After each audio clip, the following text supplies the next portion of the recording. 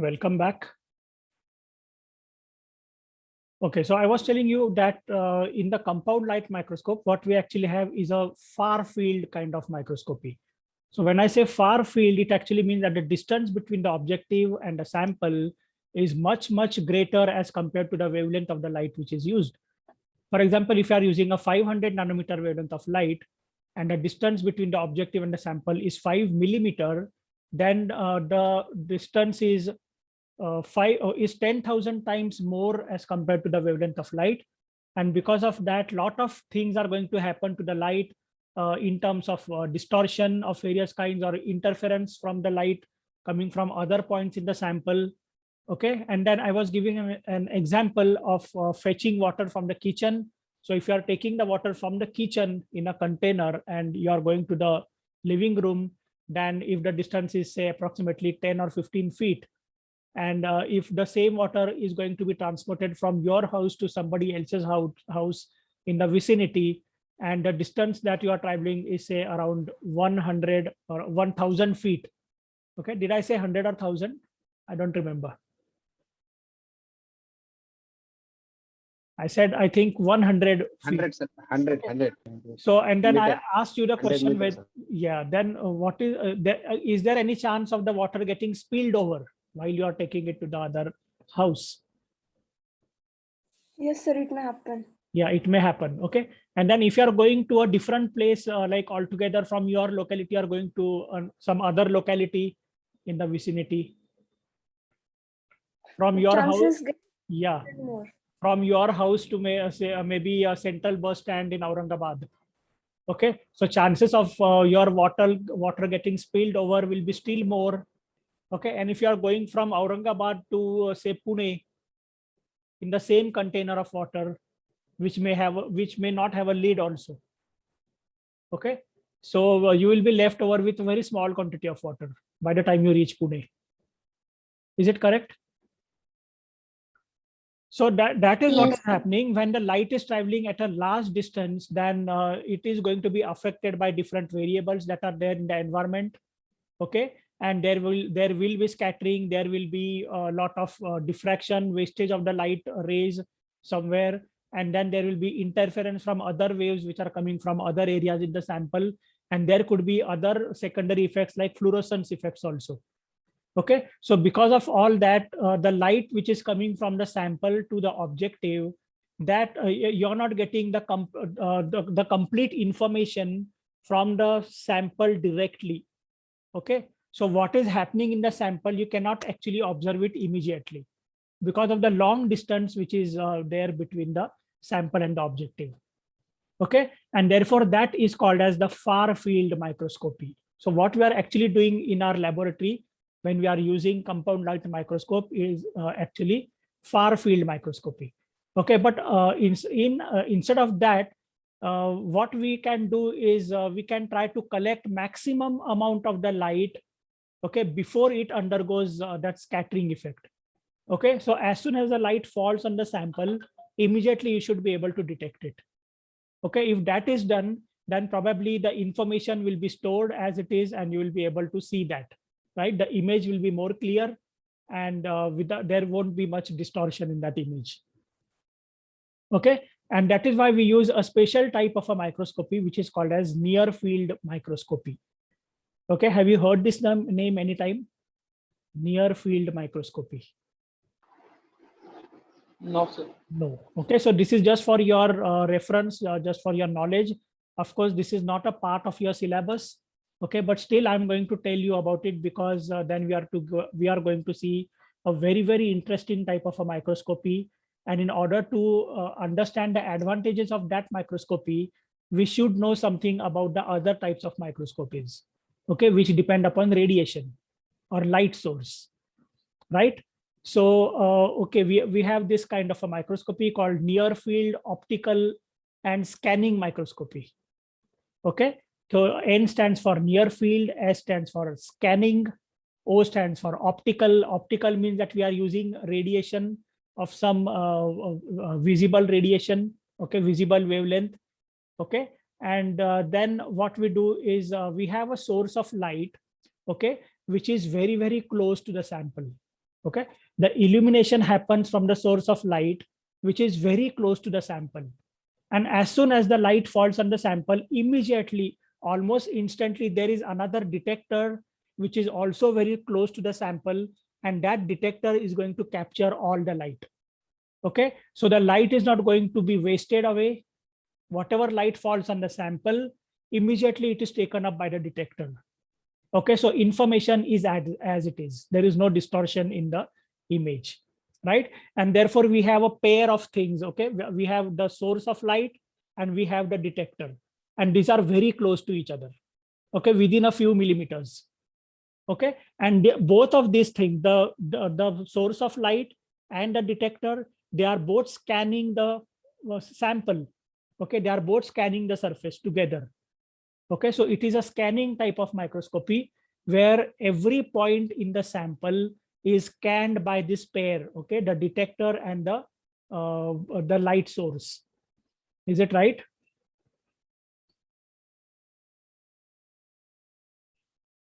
Have you all Yes, followed? sir. So this is a kind of a surface inspection technique which helps you to see the sample surface very, very clearly. There is no loss of light, no loss of radiation, no scattering of radiation, and no secondary effects because of any kind of interference or anything. Okay, because the source of light goes very close to the sample, it illuminates the sample at a small point, and immediately that radiation is picked up by the detector, which is placed very, very close to your to your light source. Okay, and both the light source and the detector, they move along the sample surface. Okay, in the XY direction. Okay, XY direction, they will keep on moving in a zigzag fashion, exactly as the case in where we have seen about scanning electron microscopy in your earlier years. Maybe you might have studied about scanning electron microscopy. Okay, so in a similar fashion, this source of light and detector moves on the sample zigzag from one end of the maybe if it is a glass slide, then from one end of that particular slide or the smear which you have probably, and if it is a bacterial smear, and then it will go on scanning the surface, okay, until it comes to the other corner of the sample surface, so that it has covered the entire surface by scanning it. Okay, so this kind of a microscopy is called near field scanning or near field microscopy. And here also we need an intense laser. Why? Because the beam of light is very small, it falls on a single point on the sample, and therefore the intensity would be very weak. And in order to increase the intensity, we use a laser source of light. Okay, and of course, the probe illuminates the sample before diffraction happens to observe what is called as the near field variations. Okay, so it is actually seeing the sample from very, very close to the sample. Okay, then this is how the thing looks like. Okay, the device for near field optical scanning, and this is the light source actually. Okay, the light source goes very close to the sample, and then it is going to scan the sample surface. Okay, then that was one thing we can do, and the other thing, of course, we can do is we can reduce the wavelength of light. Okay, in the case of the scanning near field optical microscopy, the wavelength of light is still in the visible range. And therefore, whatever limitations we know are there about the lambda, okay, the lambda value is not very small. And because the lambda value is not small, the resolution offered by scanning near field optical microscopy is also not very good. Okay, the resolution is not very good. And therefore, we need to do something else. And that something else is now using electrons instead of light. Okay, because the wavelength of electrons is very, very small. Okay, in fact, the wavelength of an electron could be 1 lakh times shorter than the visible light. Okay, just look at this, 1 lakh times shorter than the visible light. Not only that, but we can still make it shorter by increasing the voltage. Okay, we can still reduce the wavelength of the electron, and the more shorter the wavelength, the better will be the resolution. Okay, smaller the wavelength, better will be the resolution. So what we can do is we can increase the voltage, we can apply the voltage or potential difference between electrodes, and so that the electron beam will be focused in such a way that the velocity of the electrons will be very high, and at the same time the wavelength of the electrons will be very small, and therefore when the wavelength is small, the resolution will be very good. So as an example, I have given you some numbers here. If it is 10 kilovolt potential difference, yeah, as in the case of a scanning electron microscope, okay, 10 kilovolt is the potential difference, then the wavelength of electron is 0.01 nanometer. Okay, that is the wavelength of electron, 0.01 nanometer. Just look at that small value of the wavelength. Okay, compare that with the visible wavelength, and that is the minimum of 400 nanometer.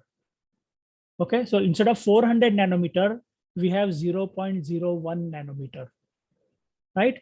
If we increase the voltage to 20 kilovolt, then the wavelength of electron becomes still smaller, and then it becomes 0.0085 nanometer. Just look at that. If we increase the voltage still further, if we make it 100 kilovolt, then the length of the wavelength of the electron will be still smaller, and it will be 0.0037 nanometer. Okay, and then we can still increase it further. We can make it to about 200 kilovolt. For example, if it is a transmission electron microscope, then it is quite possible. We have what is called as the HRTM, that is high resolution transmission electron microscope. In that kind of a device, the voltage could be as high as 200 kilovolt, and then the wavelength of the electron will be much, much smaller, and that will be 0.002 nanometer. Okay, just compare that value with the wavelength of light, 500 nanometer or 400 nanometer. Compared to that, this is a very, very small value, and that is why we get such a good resolution in the case of SEM or TEM. Okay, but whatever we may use, even if we use a TEM or SEM, even then the resolution is something approximately close to 0.5 nanometer, or if it is a high resolution TEM, then the resolution could be 0.05 nanometer. Okay, so that is why we use the electron microscope. We, instead of using the electromagnetic radiation or the visible radiation or ultraviolet radiation, we are going to use electrons here. Okay, and instead of using the glass lenses, we use electrostatic or magnetic lenses.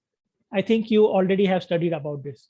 Okay, and because the electrons will scatter with air, and therefore there will be some secondary undesirable effects, what we do is we use vacuum in a electron microscope. Okay, so high level of vacuum is required. And the most important thing is the samples, if they are non-conducting, okay, because we are passing an electron beam into the sample. If the sample is an insulating sample, if it cannot conduct the electrons, then it is not possible to observe the specimen. And therefore we need to coat the sample with a thin layer of a metal such as gold. Okay, so gold coating or platinum coating is normally done to increase the conductivity of the sample. And if the sample can conduct the electrons, then the electrons will actually go through the sample, and then the imaging part can be done properly. Is it okay? Yes, sir. Any difficulty till this point? I may require about 3 to 4 sessions today. Okay, for this particular presentation, I'm going to complete everything about atomic force microscopy. Right? And of course, I hope that your interest will remain for that long. And I'm going to tell you very, very interesting things about this special type of microscope. Okay, do you find this boring? No, sir. No, sir. The moment you feel tired, you can tell me, then I will probably stop this particular session, and then we will continue again tomorrow. But I think that you will not get bored because of this presentation, because this is something very new, something interesting, amazing, I would say, and you have never studied it earlier. Okay, so let's go ahead And then I will again direct your attention to this particular point. That is, the sample needs to be coated. The reason is if the samples are insulating samples, for example, biological samples are not conducting samples. Okay, so if for example, you have a tissue section or a blood smear, okay, or bacterial cells in a culture medium, okay, so these biological samples cannot conduct electrons or electricity. Okay, and that is why these samples cannot be directly observed under the electron microscope, but we need to coat them with a layer of a metal like gold or platinum. Okay, of course, that is expensive. That is one part. But the most important drawback is that biological samples cannot be directly observed using electron microscopy, one thing. Okay, and then they can be, of course, coated with gold or platinum. That is another thing. But the problem is that if you want to observe live specimens, is it possible? Can you observe a live specimen, biological specimen, using electron microscopy?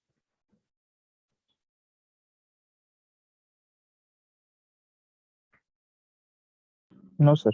Why? Why So you maybe can, because of the high voltage. high voltage? That is one thing. Then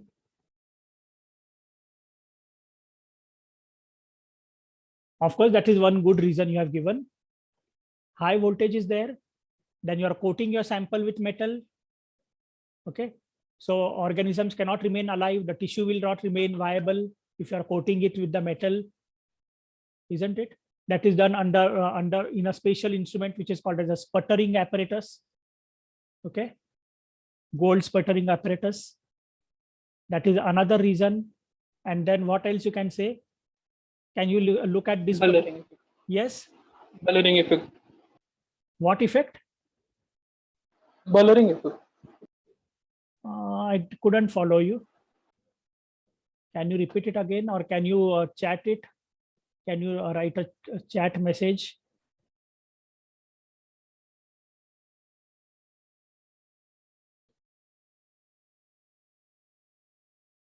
Where is the chat box? I cannot get it here.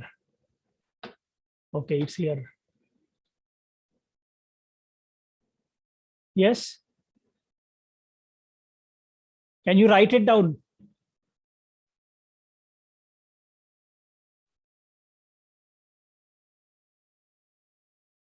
Is that Inamul? No, sir. Same. Shaim, okay.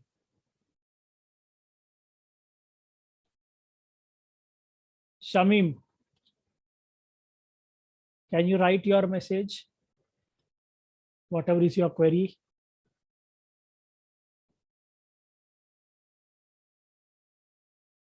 I do not know whether you can listen to me. Okay, but I will continue. And the third important reason why we cannot use biological samples for observation under electron microscopy, that is live microscopic imaging, I'm saying, and that is because we are going to use high vacuum. Okay, and in the high vacuum, I think nothing will remain viable, isn't it? It may be organisms, or it can be tissues, or whatever. Okay, so they cannot remain viable because of the vacuum, and that is why it is not possible to observe living specimens under the electron microscope. Is it clear to everybody? Yes. Yes, sir. Okay. So because of all these problems that we have seen so far, one is the lambda problem, then the scattering problem, then what else we have seen? Okay, the near field, far field issue. Okay, so because of all this, we therefore come to a very, very different dimension of microscopy, and that is called as the scanning probe microscopy. Okay, scanning probe microscopy. So what is given in your syllabus, that is atomic force microscopy. That is actually a type of scanning probe microscopy, right? Scanning probe microscopes actually is a family of microscopes, and in this family we have different types of microscopes, okay, which are already developed, which are already in use in different parts of the world. They are also available in India. They are available in Pune. They are available in Maharashtra. They are also available in Aurangabad city. Okay, I don't know whether you know this information, Okay, but an atomic force microscope is there in Aurangabad also. Right. So what here we do is we have imaging capability in these microscopes. One thing, that is the microscope is able to see very, very small objects, and these objects are in the nanometer range. Okay, few nanometers object can also be visualized very clearly with a very good resolution. Okay, and the other important thing that these microscopes can do is they can also manipulate something. They can actually do some actions. That is very interesting. Okay, so not only they can view the object, but they can also manipulate the objects. Okay, I'll come to that point a little later when I'll tell you more information about the scanning probe microscopes. Okay, but before that, I should tell you that this is a microscope, a kind of a microscope that does not have lenses, no electromagnetic lenses. Okay, no electrostatic lenses, no magnetic lenses, no visible light lenses or optical lenses. Okay, but what actually happens in these microscopes is that there is a very, very fine probe. Okay, do you know what is a probe? Okay, a very fine probe which can go very close to the object. So if this is the probe, can you see that? Can you see something I'm holding in my hand or no? Yes, sir. Okay. No. And this is also something. So this is the object, for example, and this is my probe. Okay, so the probe is going very, very close to the sample. Okay, and it does not see the sample, but it actually touches the sample, almost touches the sample, and feels the sample. It actually feels the surface of the sample. Okay, just as I'm feeling the sample, this surface with my hand, okay, with my fingers.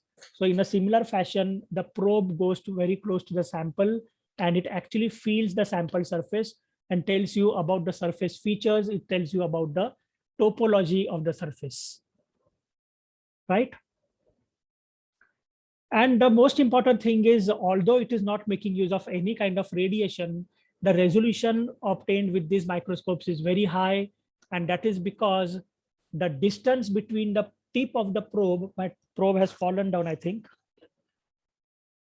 Okay, so the distance between the probe and the microscope is so small that it is it is much smaller than the wavelength of the interaction. So for example, if there is an electron, you can imagine, and the distance between the tip of the probe and the sample is much smaller even than the electron.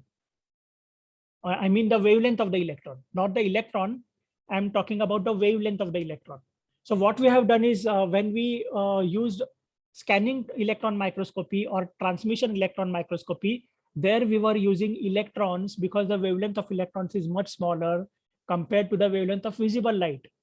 But here, the distance between the sample and the probe is much smaller as compared to the wavelength of the electrons.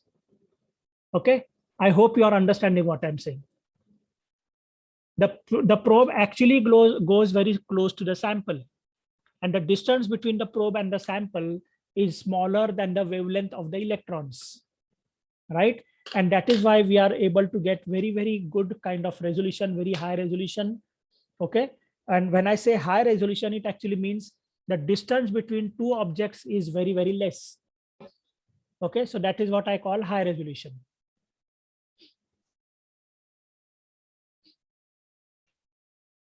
Okay, and this particular microscope came into effect because of a dream which a very famous scientist had. There was a physicist by the name Richard Feynman. Okay, and Richard Feynman was a very, you can say, a good scientist, okay, a physicist. And what he, once upon a time, he said that he gave the difference between a chemist and a physicist.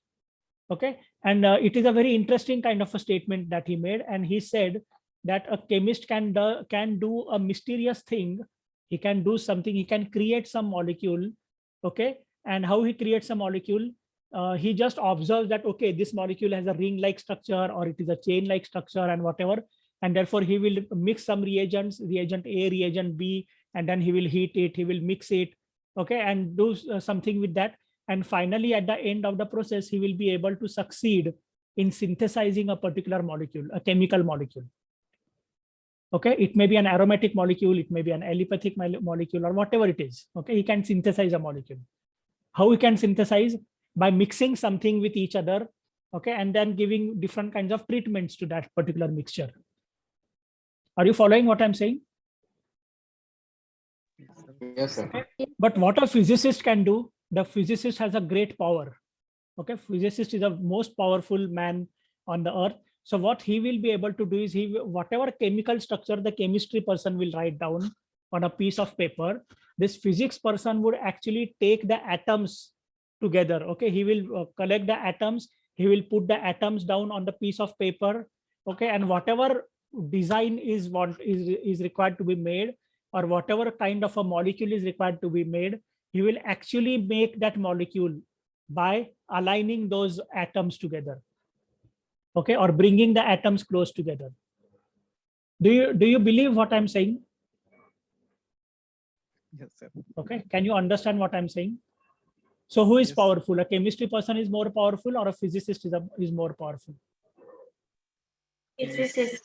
Physicist. Yes. Okay, you tell him anything. Okay, any structure you want to make. The chemistry person will probably take a few days.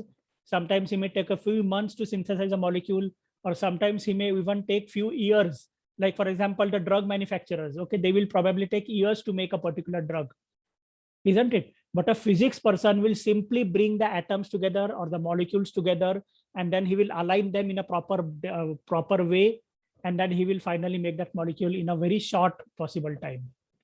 Okay, but now what he said, whatever he has said, is that he was like anticipating that it should be possible for us to create something, okay, to create something by assembling the atoms and the molecules together. So that was a kind of a statement he made, and that was a dream kind of a thing. Okay, and then he had another dream. Okay, his dream was like this. He asked a question in a particular, in one of his speeches. Okay, he asked a question, and the question is like this: why cannot we write the entire 24 volumes of the Encyclopedia Britannica on the head of a pin? Do you know what is Encyclopedia Britannica?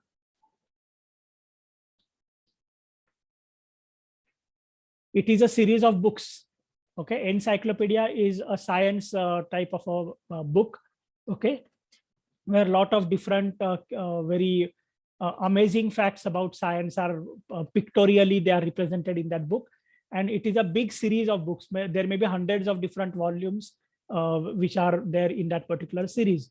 Okay, so Feynman's question is that whatever is written in all these volumes of the Encyclopedia Britannica, okay, that may go to lakhs of pages, information which goes into lakhs of pages. So all that information we can actually print on the size of the pin of a head, head of the pin. Okay, so what is the surface of the pin head? It's very small, isn't it? On that small head of a pin, can we write everything? Can we write a textbook? Can we write a reference book? Okay, he is not talking about a textbook or a reference book, but he is talking about the entire series of the Encyclopedia Britannica. So that is a dream kind of a thing. And he gave a challenge. Okay, he gave a challenge to the scientific community. And in fact, that challenge was taken up by somebody, and Don Igler in 1919. He was working in IBM company. You know what is IBM? IBM Yes, company. sir. What is it? Sir, IT company आहे sir ती. IT company. त्याचा full form माहिती आहे का? That is International Business Machine. Okay, name of the company is International Business Machine. Okay, so Igler was working in this company, and he actually made one kind of a device which is called as a scanning probe microscope. Okay, interestingly, it is a microscope. Okay, and what this microscope can do is he picked up 35 xenon atoms. Okay, 35 xenon atoms, and he placed them nicely on a surface, on a nickel surface. Okay, and he made out this logo. Can you see this picture here, IBM, on my slide? Yes. IBM. Yes, sir. Do you know what is this IBM? How it is written? This is written with xenon atoms. So the dots you see here, the blue colored dots, are actually xenon atoms. Okay, so what Don Igler has done, he has picked up 35 atoms of xenon, and he has placed them on a surface of nickel to write this particular logo of the company, IBM.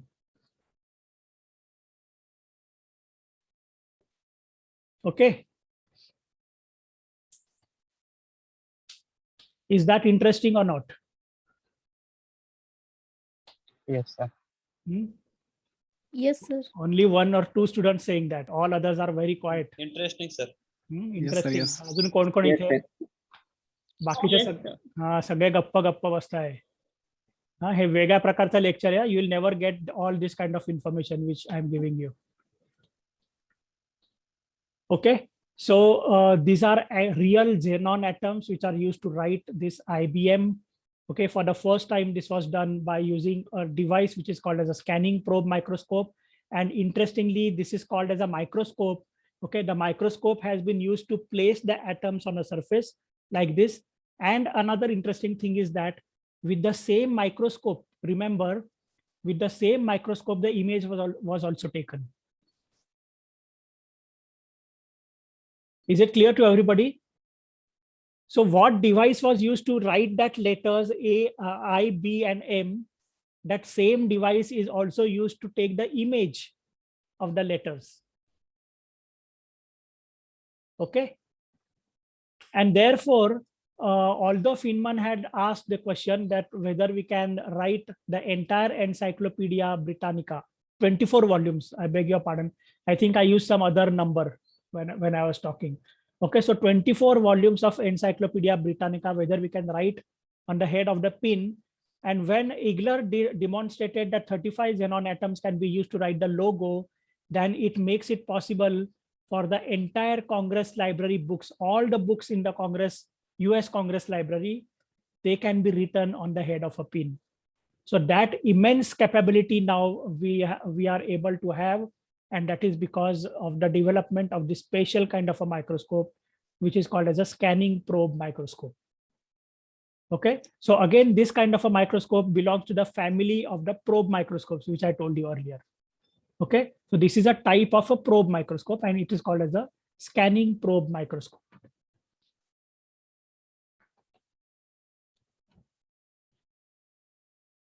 Okay, so one of the scanning probe microscopes is called as a scanning tunneling microscope.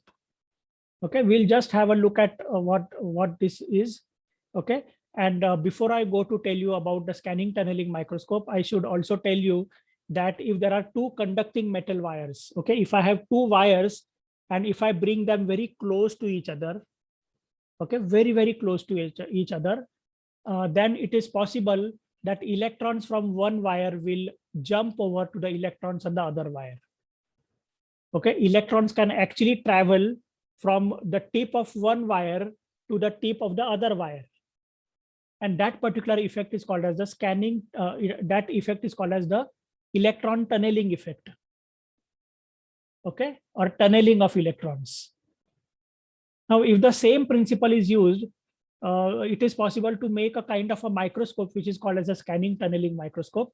Now, the scientists who were responsible for development of these microscopes are Gerard Bennig and Rohrer, okay, Heinrich Rohrer. And for this very important invention, they received the Nobel Prize for Physics in 1986. Okay, because they have developed a very interesting kind of a microscope called as the scanning tunneling microscope.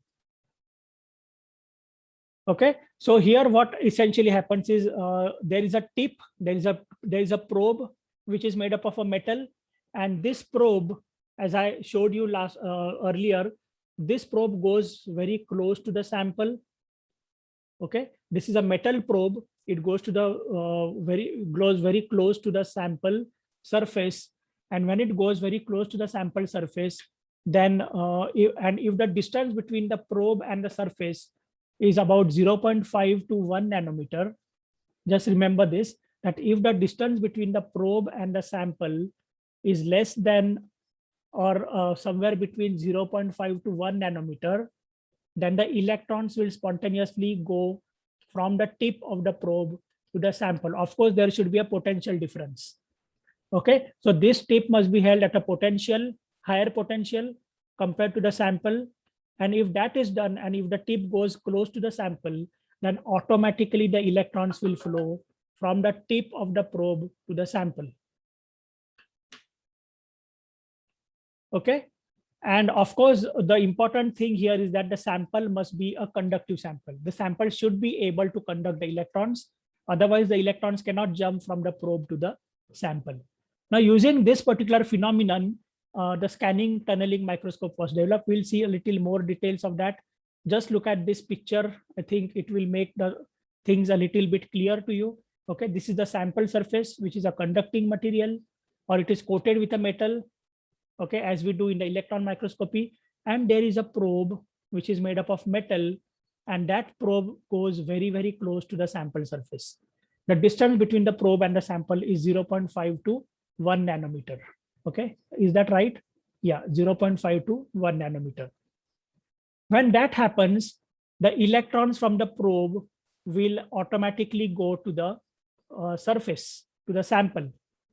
Okay, that is by virtue of a phenomenon which is called as the tunneling of electrons. Okay, what is it called? It is called tunneling of electrons. Is it right?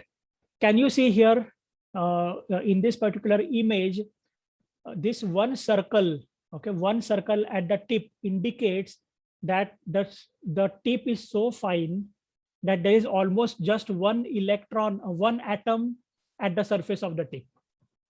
Okay, the probe is a very, very fine probe. Okay, it is so fine that the tip actually corresponds to just one atom. Okay, tip corresponds to one atom. Okay, and then you will see that there is a between this atom and between another atom on the surface, there is a kind of interaction. Okay, and because of this interaction, the electron is actually jumping from the probe to the sample, which is called as the